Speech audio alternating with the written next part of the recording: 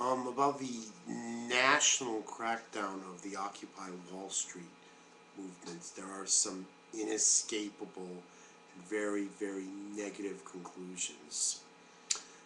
Let's begin with the pretext that these cities all over the country, now it seems with federal supervision, use that these were health and safety issues. Um, the United States of America has no problem letting people sleep and die roughly every night. People in the United States of America has for 30 years turned its back essentially as a nation on the homeless. Homeless people are sleeping on the streets of every major city. You encounter homeless people who sleep rough in parks, under bridges, everywhere in the United States. This is ridiculous. Now look at what's been lost. Essentially, the United States of America will never again be able to say to developing countries in Africa or South America or China that they should respect dissent. If they were to go to China and say, how are you treating Tibet? The Chinese would look and say, you evicted people who were in tents after 2 months of protesting because of the bonus rates of bankers. What are you telling us? The Chinese will say, we face real security issues. You won't even let people protest bankers in tents. Why would so many people in the United States do this? Well, of course, there is an extent to they were offending the real powers, and it's definitely true. Free market reform has been another fiasco. It has basically just created social inequalities. Life is much worse now in the United States than it was in the 70s. Everything that's been implemented since the Reagan administration has been a total failure. Reagan is a failure. Free market is a failure. Bill Clinton's Reagan-esque approach, more liberal Reagan is a failure. George W. Bush's, they're all failures. It's been a disaster. You've basically returned to Victorian ideals, and you have a Victorian economy. Okay, so why would they have done this? Why would they have pulled this off? Why would they have lost so much face? Okay, so much national reputation. Why would the United States have voluntarily lost its ability to talk to other countries about how they should treat protests? And this is a very serious deal for the United States. This has been a cornerstone of the United States foreign policy, that it stands up for human rights, that it actually treats its people better, and that it could basically sometimes look down its nose at other countries because it didn't have to repress its people, that it had, it delivered this liberty, that it delivered this freedom, that it didn't have to crack down. So why would they do this? And there's only one conclusion that you could draw. These bankers and these analysts know how bad it is. It's much worse than it is now.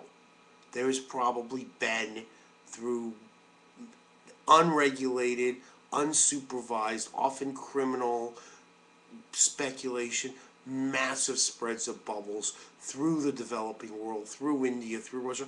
They know that things are going to burst, and they're going to get very, very bad, particularly for this young generation. This generation under 30, the generation that was sent to Iraq and Afghanistan, is essentially fucked, okay? They're going to be having to live with their parents well into their late 20s and their 30s. There's no economic opportunities. College graduates are going to be looking for basic entry-level jobs. People without top skills are going to have to get by with whatever they want. They know that the worst is yet to come, that there's going to be massive foreclosures, that the U.S. housing market will not pick up for at least 20 years. They know that the United States is facing 20 or 30 lost years, worse than what's happened in Japan, okay? And they have determined now that they have to impose discipline. They have to impose discipline now. They have to crack down very hard on any serious effort. This is probably just the beginning. Things are going to become very autocratic. The authority of apparatus from Homeland Security is going to increase. The United States is going to become a very authoritarian place to live as the people in power try to hold on over the next 10 or 20 years that are going to be the worst period in American history, the past 100 years, except for the period of the Great Depression up to World War II.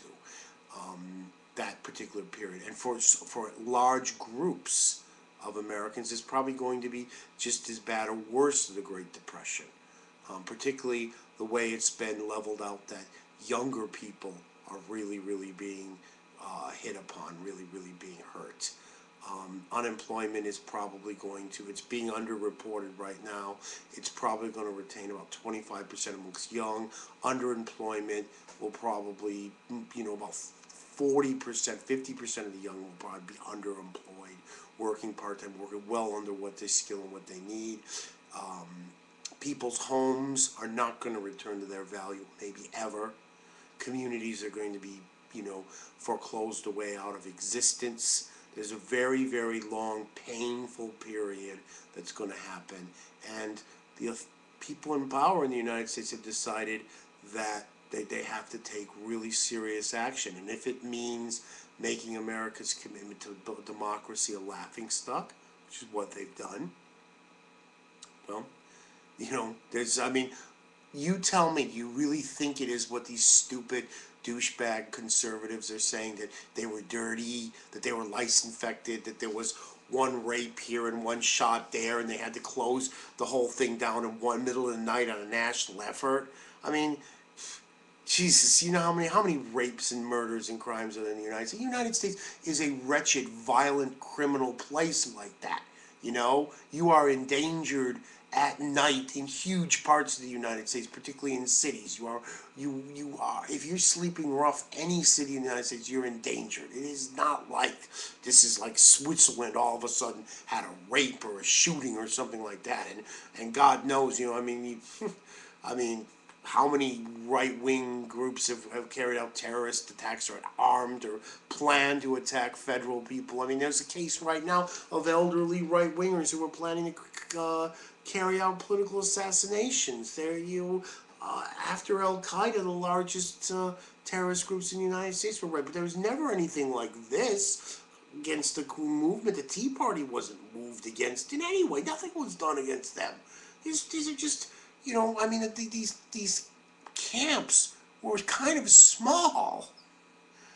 But, the knowledge is that basically they're hoping, and you're going to see a lot more of these crackdowns in the near future, a lot more.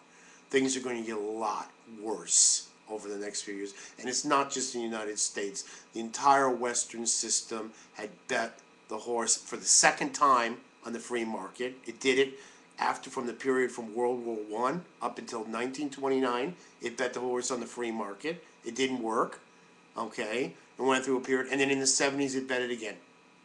So, and they know what happened last time they lost the bet, so they're preparing. I hate being, the bearer of bad news, but I cannot see any other way around this.